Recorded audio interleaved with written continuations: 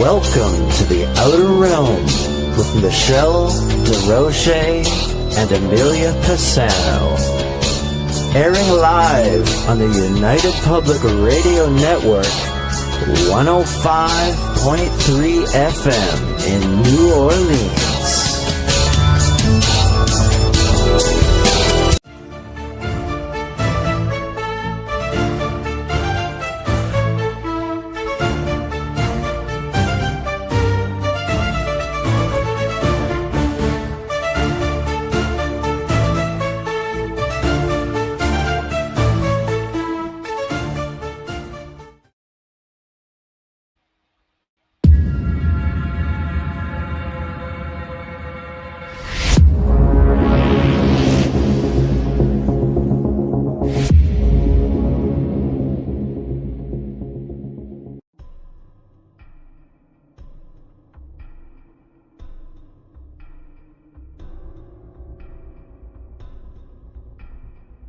Welcome to Don't Whistle at Night podcast, where Navajo legends echo in the shadows. Darren and Dawn will guide you through the sacred fire of native storytelling, where the old stories breathe, the unknown walks among us, and voices, long hidden, rise to be heard. And remember, don't whistle at night.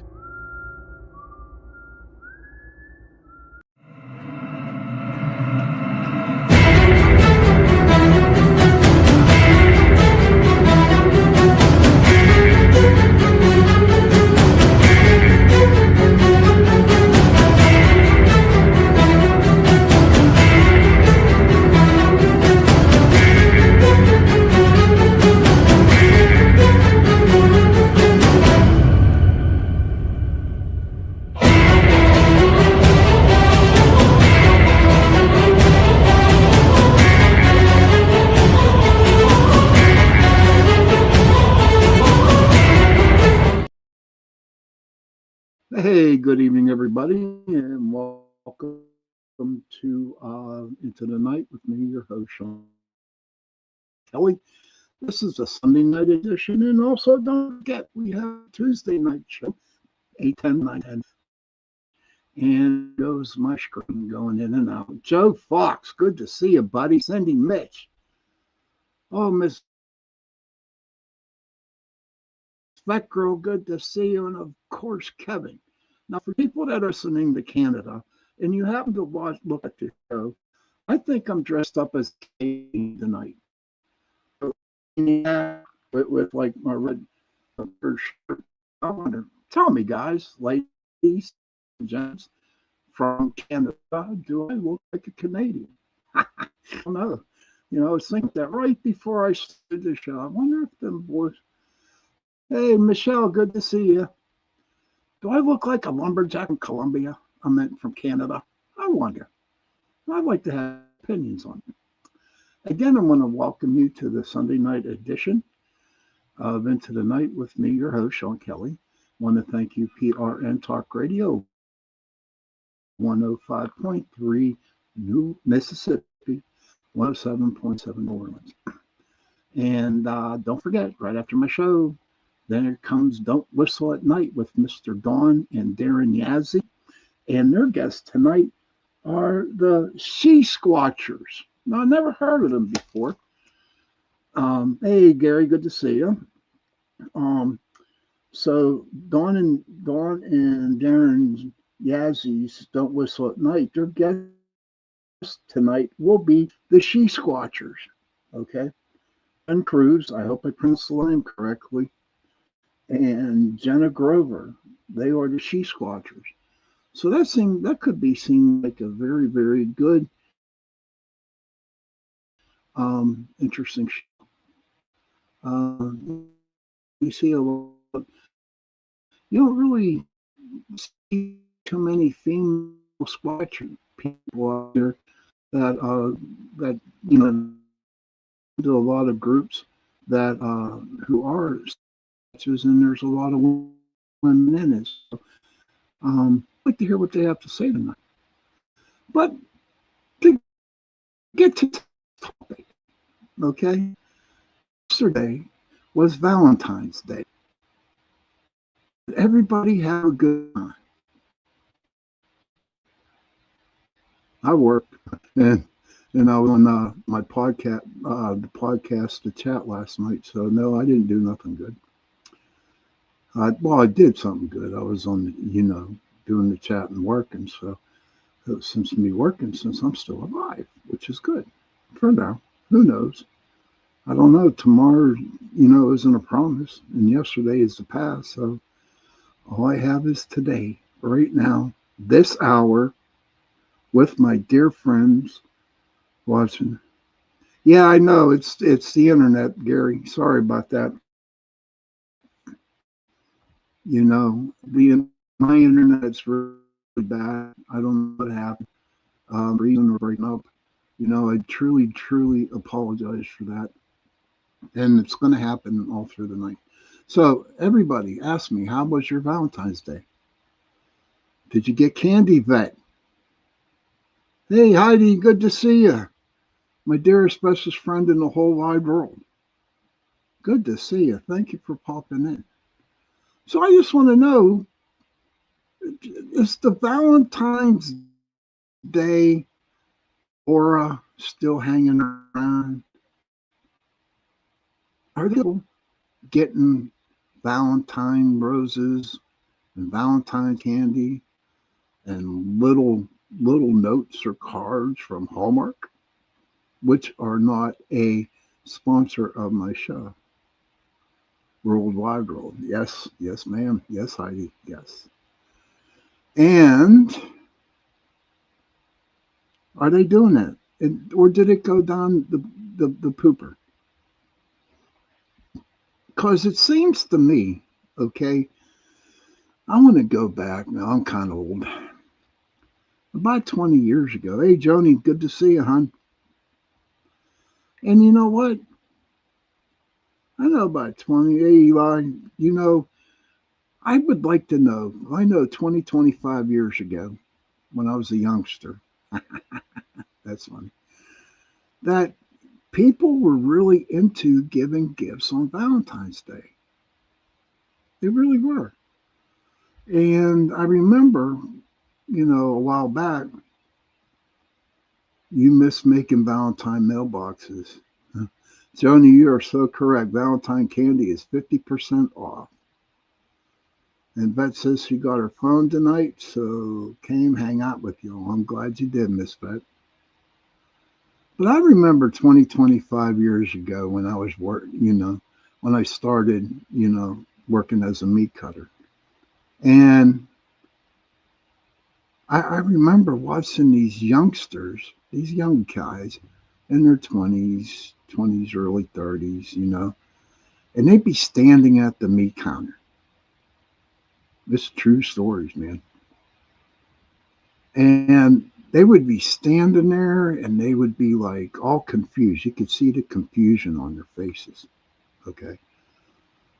And knowing me and being me, I would go up to them. I said, are you trying to figure out what you want to cook your girlfriend or your wife for Valentine's Day?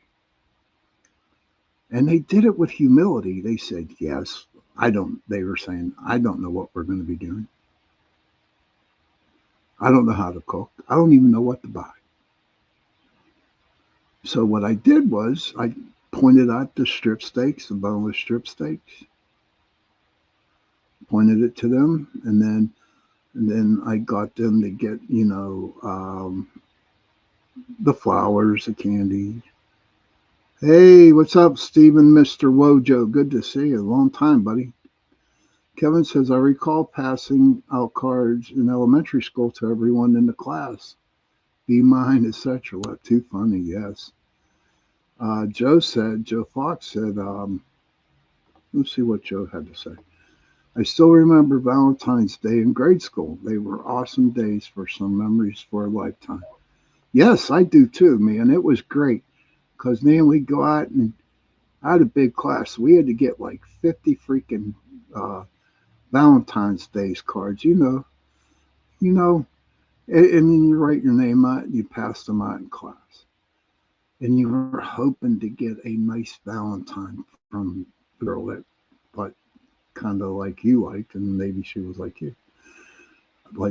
And all I know is that it was a lot of fun. Hey, Joel. Yes, we can. Okay, I will do that on Discord. The butterflies those girl gave me. Yes, Joe, the butterflies they did. And then it's funny because usually when I was in grade school, they would have a Valentine's dance for the seventh and eighth graders. Oh my gosh, I remember getting dressed up, putting on aftershave cologne, and I never shaved in eighth grade. Dressed to the T's. I mean, I was looking good, and go to the dance, hanging out with my buds, and we would stand on one side of the room, and the girls would stand on the other side of the room, and no one would dance. It was funny, but it was good times. It was a bunch of good times. But if anybody can, again, I'm going to bring up this question. Okay, is Valentine's Day like it was 20 some years ago?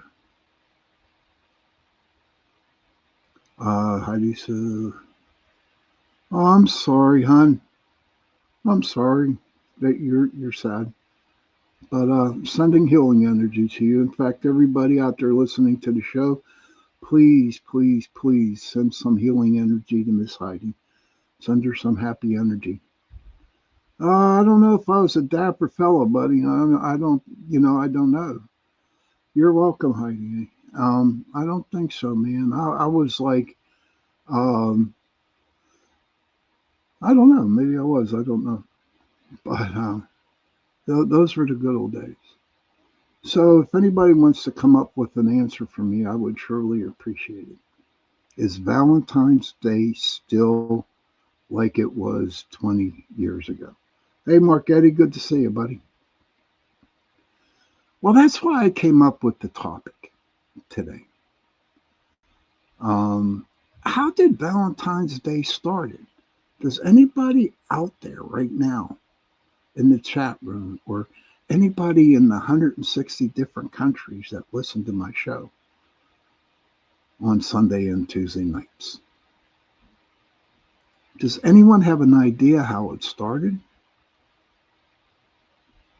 Well, of course, I went to my AI and I did Google it and went to AI and Heidi says, I do believe many changes from today's from many years ago. Joe says, nope, no idea. Well, as I was, doing some research on Valentine's Day, how it started, it wasn't pleasant, dudettes, dudes. It wasn't. Um, Heidi says that she's curious about it, but it wasn't pleasant. It was bad. It was crazy. Hmm. Hey, Donna, good to see you. So, the first thing I Google, yeah, that too. But yeah, that wasn't really nice. But Saint Valentine's Day massacre, a bunch of poo poos. Oh yeah. Okay, everyone's thinking all these crazy thoughts about the Saint Valentine's Day massacre. No, not at all. So the first thing that I researched or Googled up was there actually a Saint Valentine? And guess what? Yes, there was. There was actually a dude, Saint Valentine. And Saint Valentine was a real third century Roman martyr recognized by the Catholic Church. There were Valentine's Day in my past where I wanted to shove that bow right up Cupid's ass. Okay, that's funny, Joe. but I feel for you. Though details of his life are murky and likely blended from at least two different men, he was a priest or bishop killed around 270 AD. While the exact history is obscure, he is associated with love and is, check this out, guys, ladies and gents, he is the patron saint of lovers, epilepsy, and beekeepers. So if there are any beekeepers out there listening to the show, um, he's your patron saint. I thought that was like really, really cool. Beekeepers. And I'm going to do a show on the different patrons, the Satan patrons, saint patrons, or whatever. But the key details about St. Valentine, um, historical identity records indicate that there may have been at least two, potentially three different men named Valentine or Valentinus who were martyred in Italy on February 14. Oh gosh, bees I can't deal with, insects I can, but that's okay. I will face my fears and I'll go into a wasp nest. Nah, that ain't gonna happen. I'll tell you about bees. I'm telling you, you know what's one are the bad bees? The bad bees are the ones that are in the ground. Welcome back, vet. And I remember I accidentally ran over their hive with a lawnmower, and oh my God, it was like a swarm, no shit, a swarm of them. Okay, and they didn't attack me, but they were attacking the lawnmower. Yes, the lawnmower. They weren't attacking me. Craziness. But this is what I kind of don't understand because it was removed from the calendar.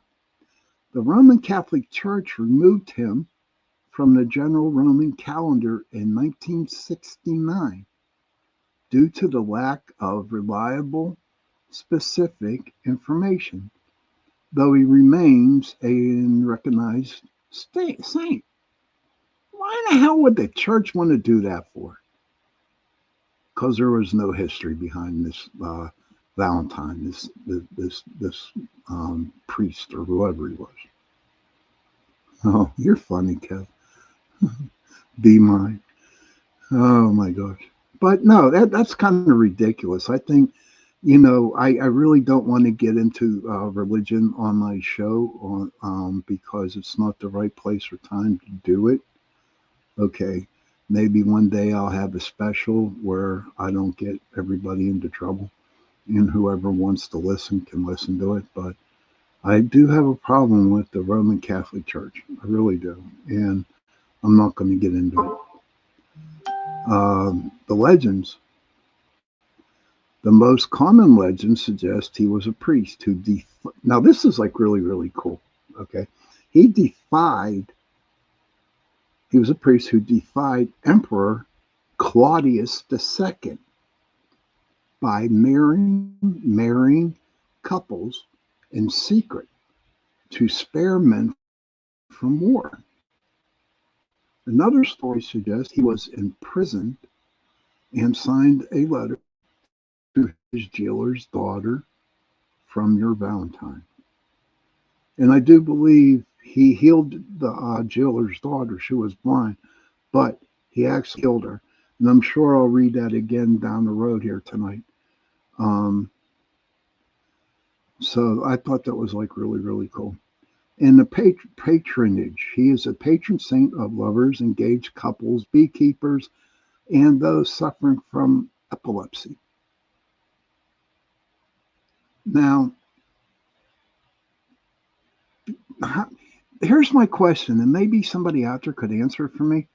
But how do um, the different saints? We all do a bunch of Catholics here growing up, but that's true, Kevin. But who says that Saint Valentine is the patron saint? Who gives what these patron saints are all about? I really want to do a show on it because it's kind of like, who told them they were the patron saints? Did they know they were patron saints before they died? I don't know. Do not know. Although associated with romance, the historical figure was honored primarily as a martyr who died for his faith. With the romantic courtly love, not Courtney love, courtly connections appeared much later during the Middle Ages, according to the conversation and the history. So, St. Patrick, yeah, I don't know, driving the snakes out of Ireland, and everyone knows damn well that there are no snakes in Ireland. So, I'll just leave it up in the air for that, what he drove out. Actually, he didn't drive no snakes out. What he did was he was sent into Ireland to try to convert Druids, pagans, into Christianity. That's what it was all about. But you know what? I did a show on St. Patrick, and he was a pretty cool dude. He was. But we are at the bottom of the hour, and it's time for the 2-3 minute break. So everybody, please go out, have a cigarette, get a cup of coffee, go to the bathroom, do what you got to do. And I will definitely see you in a couple minutes.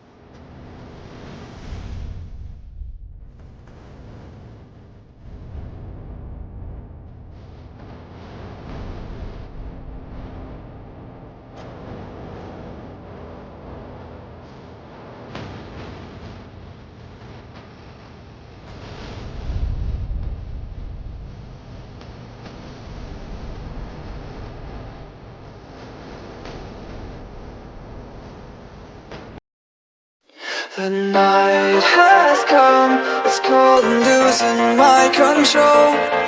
Your light is gone, and lonely darkness fill my soul.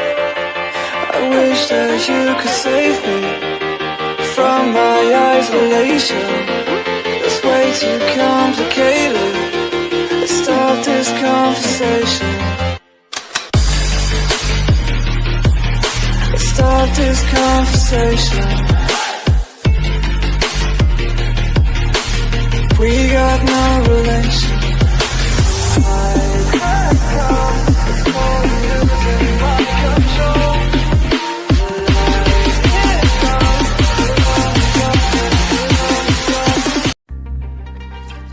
Hi, and welcome everyone to Ethereal Encounters Unveiled. Today we are broadcasting live on the United Public Radio Network and the UFO Paranormal Radio Network, 105.3 on the Gulf Coast and 107.7 FM in beautiful New Orleans.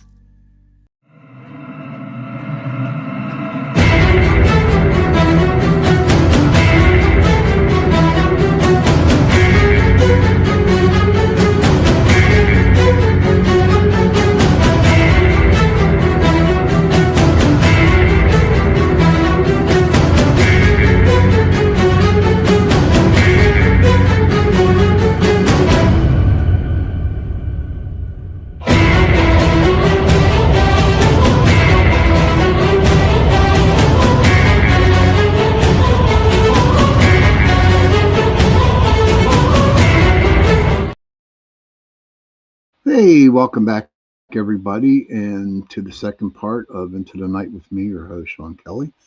I am on Sunday nights and Tuesday nights, 8:10 to 9:10 p.m. Eastern. Don't forget that Mr. Don and Darren Yazzie, they have their podcast, Don't Whistle at Night, is on right after mine. And their guests tonight are the She Squatchers. The She Squatchers. And that's Jen Cruz and Jenna Grover. Ah, thank you, Heidi. Janet Helbig, good to see you, hon. Long time. Oh my goodness, girl. How you been? I hope all's well. How's Randy doing? Oh my gosh, I haven't seen Janet or talked to Janet in a long time. Thank you, Kevin. So in the first half, thank you, Vet. Now, in the first half of the show, we were talking about Saint Valentine. And he was a priest or bishop who secretly married men and women under, so they wouldn't have to go to war. And that was Claudius II, who was the emperor. And his theory was that single men make better warriors. Well, I'm glad you guys are good. And so there was definitely a St. Valentine's. Now, since we're in the second part of the show, okay, it gets a little bit more juicier. That girl says they gave me my pill, so I'm loopy. I apologize in advance. Hate this crap. Don't worry about it, Vet. You're loved here. Your family here. You're welcomed here. Don't worry about it. Now, Valentine's Day, the origin of paganism. Okay. Don't go there, Kevin. You're making me laugh. Valentine's Day has its roots in the ancient Roman festival of Lupercalia, a mid-February, February 13th through the 15th, fertility celebration dedicated to Thanos, the god of agriculture and Rome's founders.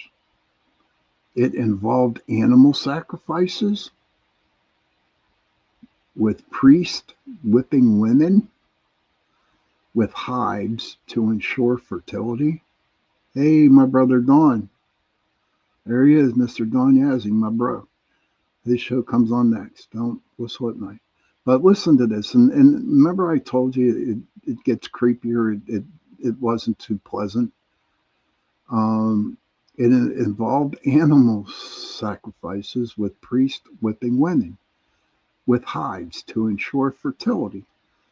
The church later replaced this with St. Valentine's Day.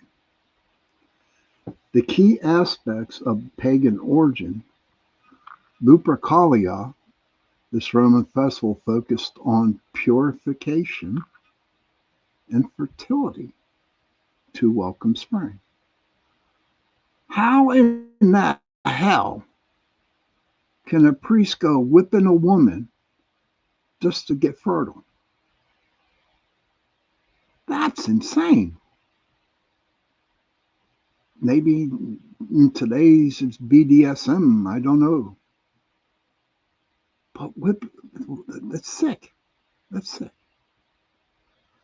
The rituals, priests, they're called luperci, Luperci, sacrificed goats for fertility.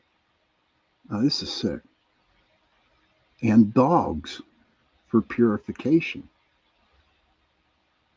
Strips of the hide were used to gently strike women in crop fields to encourage fertility.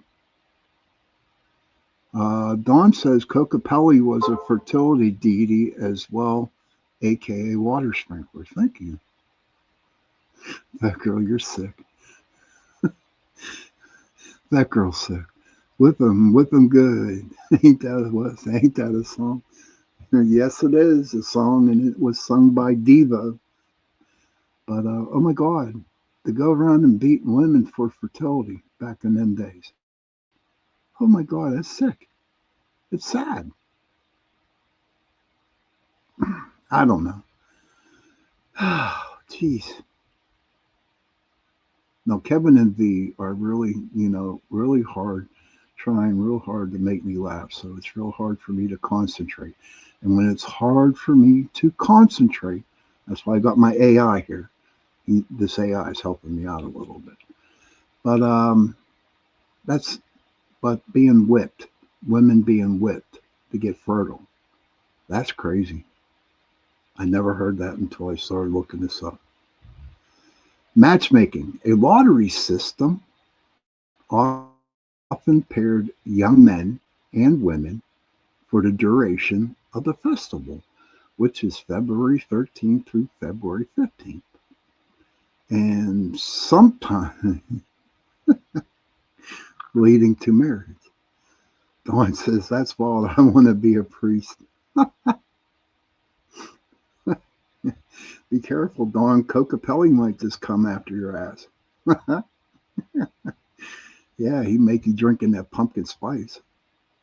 Yes. So I can see the matchmaking, a lottery system. Now I can see that.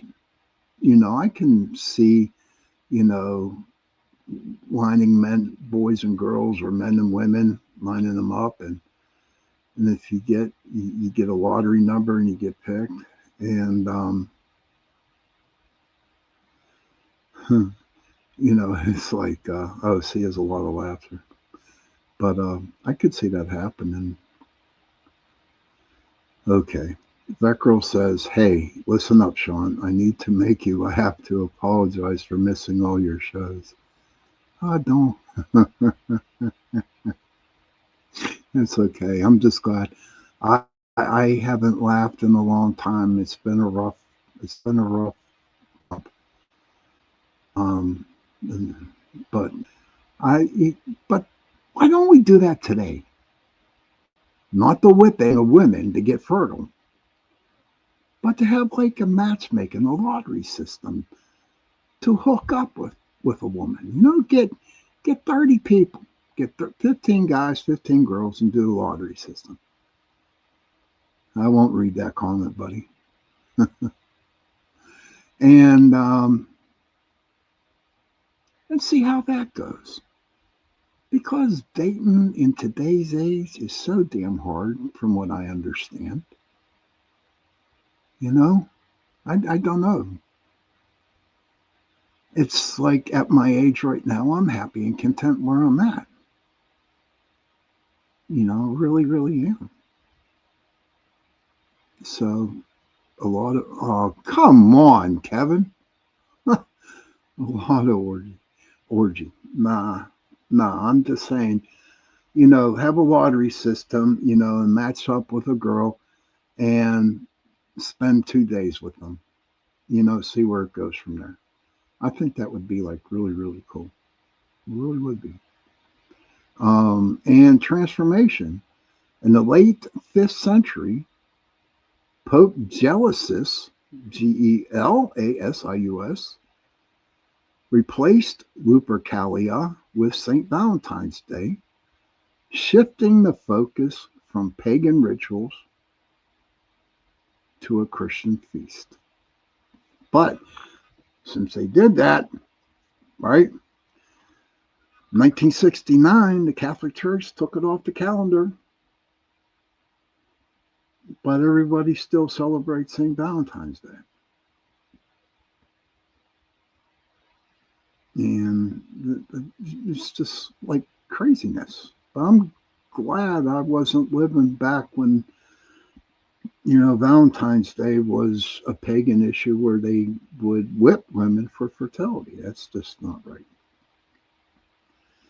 The evolution, while some scholars debate, and they're debating the direct connection, it is believed the church sought to Christianize the existing pagan celebration. And that's what the Catholicism did. That's what Christianity did. Every holiday, the pagans had, um, Christianity had to come in and try to make it their own celebration. Why February 14th? I do not know, sir. Kevin, that's a good question. Why February? Well, you know what?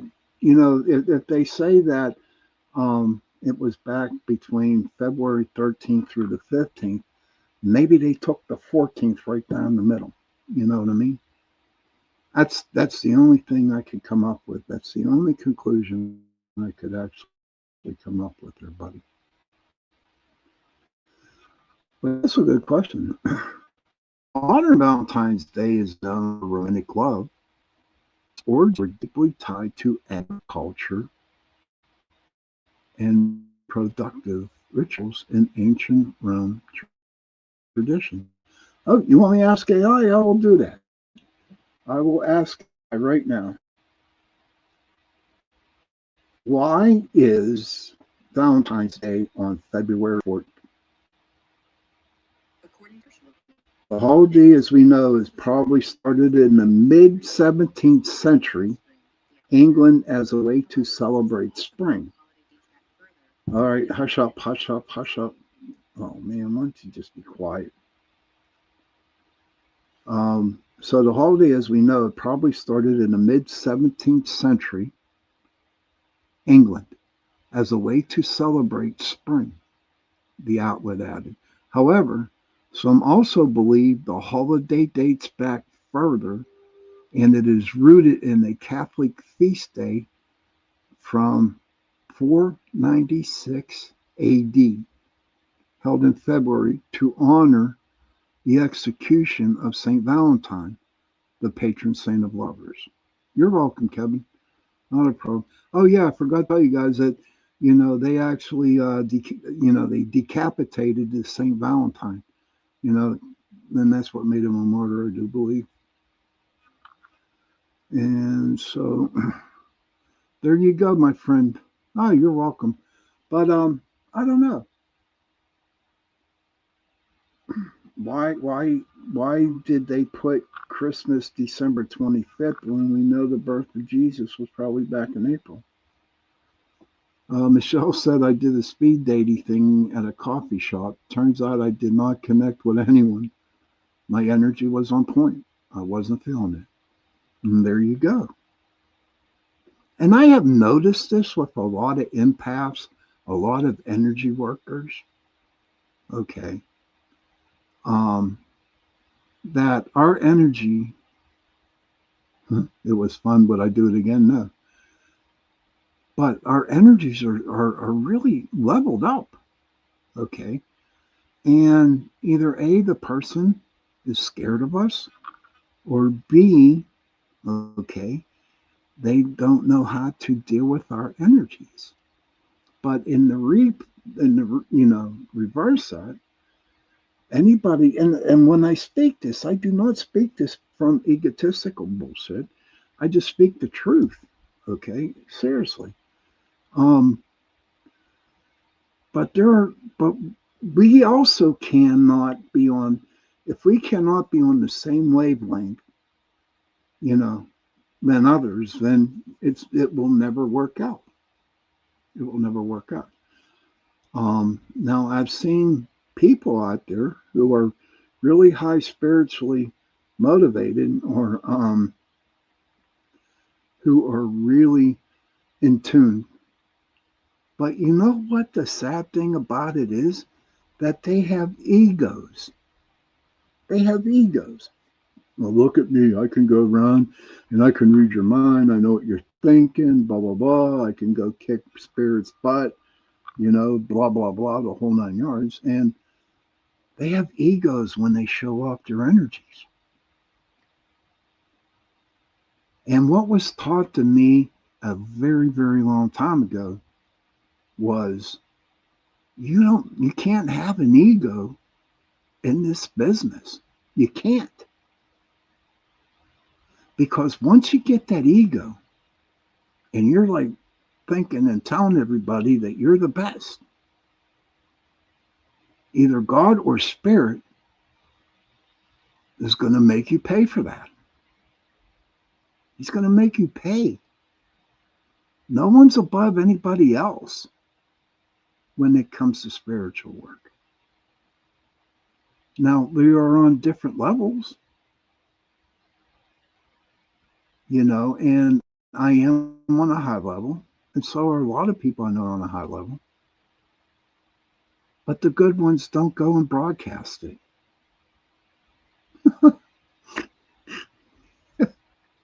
Kevin, I swear to God, I'm going to get you. Hey, Heidi, do me a favor. All right. Smack Kevin upside the head. We're V. We'll get V to do it. V. Smack him upside the head. But I'm laughing. I'm happy.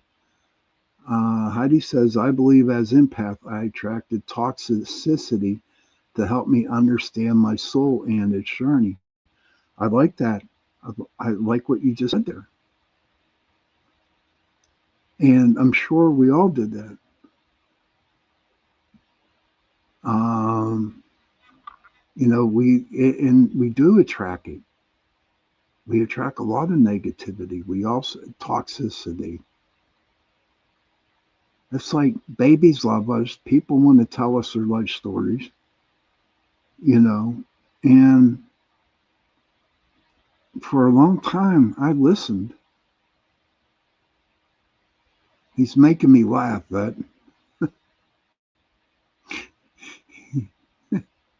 he's making me laugh. He said, Cupid that. He said, Cupid that. Made him laugh. Yeah. But we can't do that. You you want to work with spiritual work? You want to work with light energies? You have to be humble. You have to help you have to be humble. You just can't go around and saying you're the best energy worker ever. You just can't do that. Because you will get burnt in the long run. You will. Absolutely. To know the Heidi says to know the dark to be able to see the light. That is true. But here's my question to you, Heidi, on that. How long do we have to be in the dark? How long do we have to be in the dark in order to see the light? Now, also, if we see the light while we're in the dark, okay, how do we know as we get to the light that we're not going to fall back into the dark again? I like my guides, I know my guides are great. My angel's awesome. My wolf is awesome. Not long if you have a flashlight. Uh, she said maybe not to be in the dark, but to know about the dark. Okay, alrighty. But sometimes, and I do go back into the dark again. It's not because I want to go back into the dark, but sometimes when life gets a little bit too kosher, too easy for me, then I find myself going back into the dark. And it isn't so much, I can feel the ego coming on, just as spirit sees the ego coming on, right? And so spirit puts me back into that dark space again. But now when I go back into the dark space, I know my guides are there protecting me. So it makes life a lot bit more easier. I'm not there's not a lot of fear inside me. But you know what? We're good people, you know, and we're still human and we're going to still make mistakes and we're still going to say, yeah, I know, you know, we make mistakes and we are going to have some egos here and there. They say, love your neighbor, don't hate them. They say, love your enemy, don't hate them. I believe that because I do believe in karma, you know, that if you hate somebody that much, that's going to come back on you.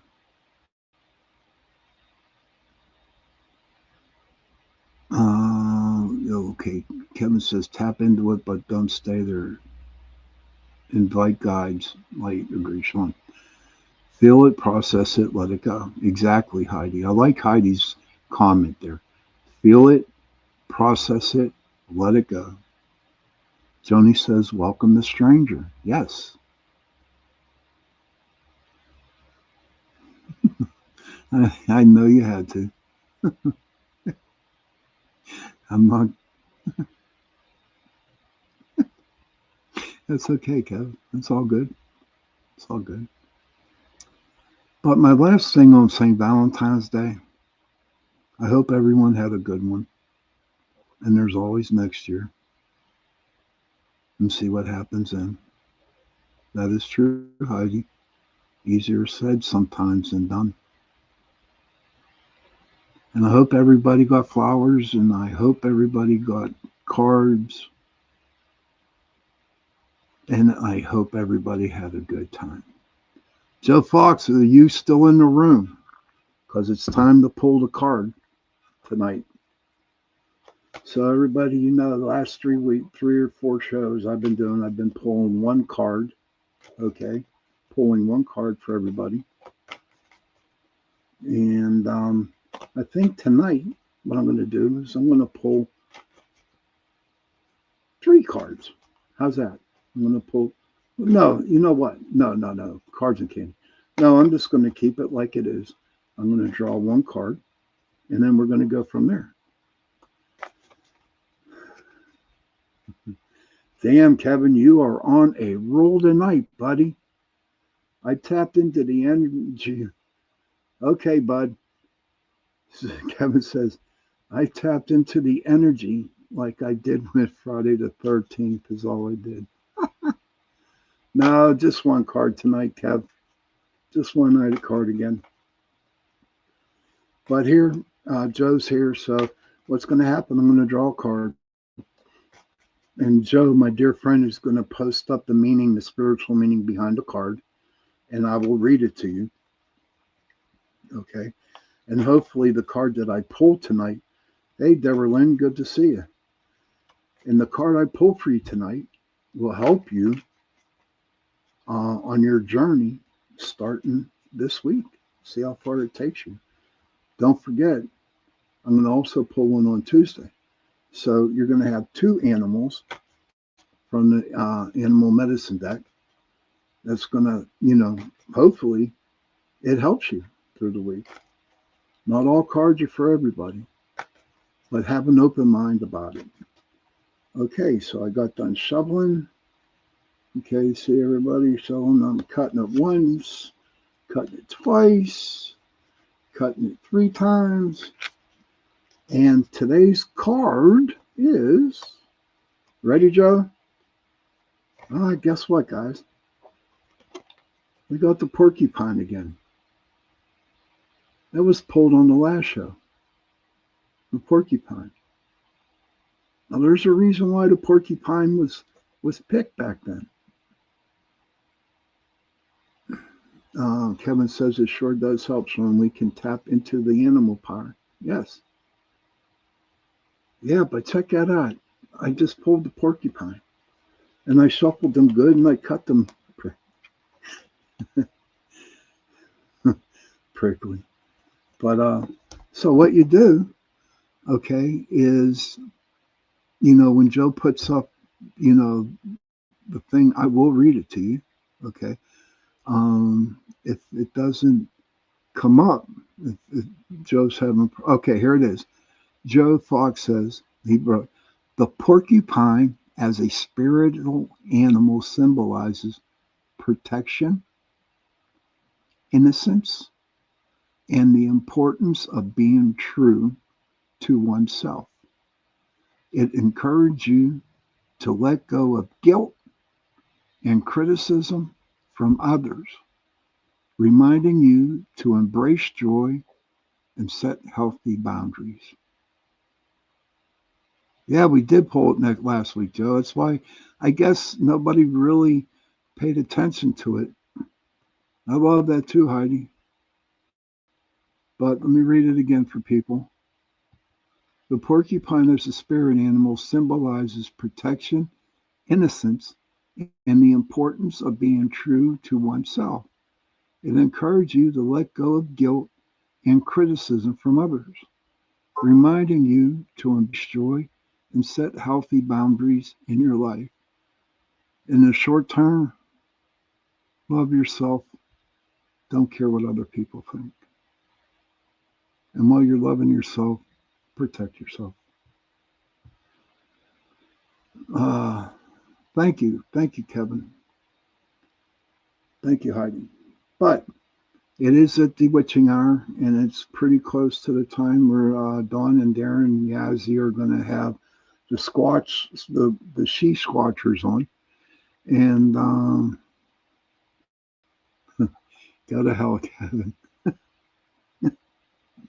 Don't coil them. Oh my God. Um, their guests are the she squatchers, Jen Krause and Jenna Grover. So right after my show tonight, please feel free. Please just go over, give them some love.